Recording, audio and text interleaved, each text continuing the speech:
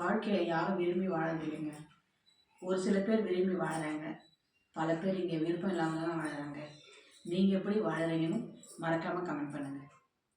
மனசை விட்டு பேசினாலே இங்கே எல்லா பிரச்சனையும் முடிஞ்சிருங்க. ஆனால் யார் முதல்ல பேசுங்கிறது தான் இங்கே பிரச்சனையே.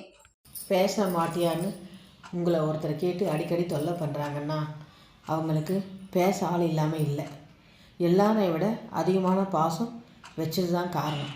உலகம் உருவானதுலேருந்தே எதுவுமே அதோட குணத்தை மாற்றிக்கலைங்க. எக்ஸாம்பிளுக்கு கடல் நீர் உப்பாக இருக்கும், தீ எப்போயுமே சுட தான் செய்யும், பூ எப்போயுமே நல்ல நறுமணமாக இருக்கும். ஆனால் இது எல்லாமே அதோட குணத்தை மாற்றிக்காம தான் இருக்குது. ஆனால் இந்த மனுஷங்க மட்டும் ஏங்க நொடிக்கு நொடி அவங்க குணத்தை மாற்றிக்கிறாங்க? அதுதான் ஏன் புரியல.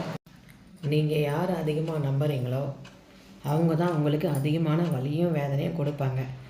நீங்கள் எவ்வளோ நெருக்கமாக இருக்கீங்களோ அதே மாதிரி விலகவும் கற்றுக்கோங்க. ஏன்னா இந்த உலகம் ரொம்ப போலியானது. பொதுவாக நமக்கு ஒரு பிரச்சனைனா நாம் நேசிக்கிறோமே அவங்க கண்டிப்பாக ஆறுதல் சொல்ல மாட்டாங்க. ஆனால் நம்மளை யார் உண்மையாக நேசிக்கிறாங்களோ அவங்க கண்டிப்பாக ஆறுதலாக இருப்பாங்க. உண்மையாக நேரத்துக்கு ஏற்ற மாதிரி வேஷத்தையும் ஆளுக்கு ஏற்ற மாதிரி பாசத்தையும் காட்டுறவங்க தான் மற்றவங்களால் அதிகம் ஈர்க்கப்படுறாங்க. உலகத்திலே எது உண்மையான காதல் தெரியுங்களா? சேர முடியாது என தெரிஞ்சும் காதலிப்பது தான். அடுத்தவர் விரும்பியபடி பேச வேண்டும் என்றால் பொய் தான் பேச வேண்டும். அடுத்தவர் விரும்பியபடி வாழ வேண்டும் என்றால் நடிக்கத்தான் வேண்டும். நம் வாழ்க்கை நாம் வாழ்வோம். தொலைவில் இருக்கும்போது நாயும் நரியும் ஒன்றாகத்தான் தெரியும். அருகில் பார்க்கும்போது தான் நாயின் நல்ல எண்ணமும் நரியின் தந்திர குணமும் புரியும். லவ்வுக்கு அப்புறம் ஒருத்தன் குடிக்கிறான்னா அது லவ் ஃபெயிலியர். ஆனால் கல்யாணத்துக்கு அப்புறம் ஒருத்தன் குடித்தா அது வாழ்க்கையே ஃபெயிலியருங்க. பார்த்துக்கோங்க. ஒருத்தவங்க உங்ககிட்ட பேச நேரம் இல்லை, சூழ்நிலை சரியில்லை அப்படின்னு சொன்னால் கண்டிப்பாக அது உண்மை இல்லை. ஏன்னா உங்ககிட்ட பேச விருப்பம் இல்லாமல் தான் அவங்க போலி காரணங்களை சொல்கிறாங்க. நண்பர்களே, இது உண்மையாக இருந்தால் ஒரு சப்ஸ்கிரைப், லைக் பண்ணுங்கள். வாழ்க்கைக்கு பணம் அவசியம் இல்லையா? பணம் அதிகமாக இருக்கும் ஆனால் அவங்கக்கிட்ட நிம்மதியே இருக்காது. ஆனால் பணம் இல்லாமையே இருக்கும் ஆனால் அவங்கக்கிட்டே நிம்மதி இருக்காது. மொத்தத்தில் பணம் தேவையா இல்லையா?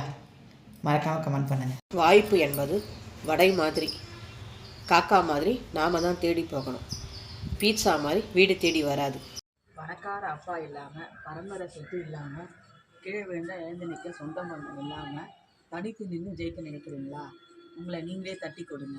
ஏன்னா நீங்களும் 1000 ஒருவன் தான். பாசத்துக்கும் அன்புக்கும் வித்தியாசம் தெரியாதவங்கிட்ட நீ அன்பை காமிச்சா அது வெறும் குப்பையாக தாங்க தெரியும். காலம் கடந்து அவங்க உன்னை கைவிட்டால் நீ கலங்கி போக. யாரையும் நம்பி வாழக்கூடாதுங்க. உன்னை மட்டும் நீ நம்பு. ஒருவர் மீது பழி சொல்லும் முன் ஒரு நிமிடம் யோசித்துப்பார். அவர் தவறு செய்தவரா இல்லை நாம் தவறாக புரிந்து கொண்டோமா என்று. பழி போடுவது மிகவும் எளிது, ஆனால் புரிந்து கொள்வது மிகவும் கடினம். மனுஷன் அடித்தா அடுத்த நிமிஷமே நாம் மறந்துடுவோம். ஆனால் நாம் செய்கிற ஒவ்வொரு பாவ செயலும் துரோக செயலையும் மேலேருந்து ஒருத்தன் பார்த்துட்டே இருக்கான். ஆனால் அவன் சத்தமெல்லாம் அடிப்பான் பாருங்கள், அந்த வலியை அன்னைக்கு யாராலையும் தாங்க முடியாது.